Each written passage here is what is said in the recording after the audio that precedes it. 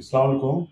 আমি এখন যে মডেলটা দেখাচ্ছি এটা হিউম্যান বডির মানুষের পেলভিসের মডেল। এটাকে বলা হয় পেলভিস।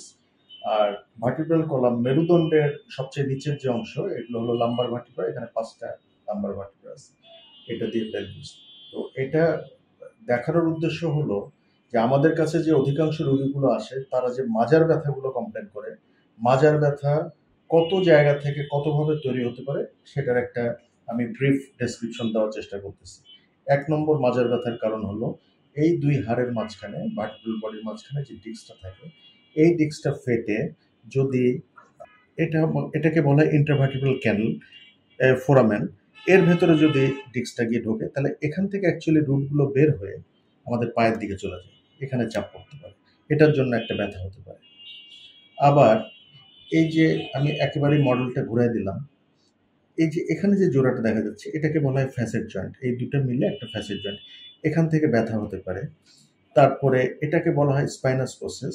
এই স্পাইনাস প্রসেসের ২ টা স্পাইনাস প্রসেসের কানেক্টিং একটা লিগামেন্ট থাকে। এটাকে বলে ইন্টারস্পাইনাস লিগামেন্ট।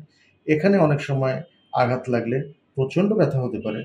আরেকটা জায়গা হলো এইটাকে বলা হয় স্যাক্রাম। এটাতে মেয়েদের বাচ্চা থাকে। আর এটাকে বলা হয় আইলিয়াম বোন। এই স্যাক্রো আইলিয়াক জয়েন্ট, এই যে এখানে একটা জোড়া দেখা যাচ্ছে, এই জোড়াতে ব্যথা হতে পারে। আবার এই ভার্টিব্রাল বডির গায়ে এক ধরনের পেপারের মতো থিন, ওটাকে বলা হয় পেরিওস্টেম। পেরিওস্টেম লেগে থাকে। ওটা কোনো কারণে লুজেন এবং ড্রাইড আপ, শুকায় গেলে সেখান থেকে ব্যথা হতে পারে। এতগুলা যে ব্যথার কারণ তার একমাত্র প্রেজেন্টেশনই হলো ব্যথা, পেন। এই পেন নিয়ে রোগীরা আমাদের কাছে আসে এবং অধিকাংশ ক্ষেত্রে এগুলো ডায়াগনোসিস হয় না। পেনের কারণ কি সেগুলো আমরা জানতে পারি না, বুঝতে পারি না। দিনের পর দিন দীর্ঘদিন ধরে রোগীরা শুধুমাত্র ব্যথার ওষুধ খেতে থাকে। তাদের এই রোগের কিন্তু নিরাময় হয় না, কারণ রোগের কারণ আইডেন্টিফাই করতে না পারলে ব্যথা কোনোদিনও ভালো হবে না।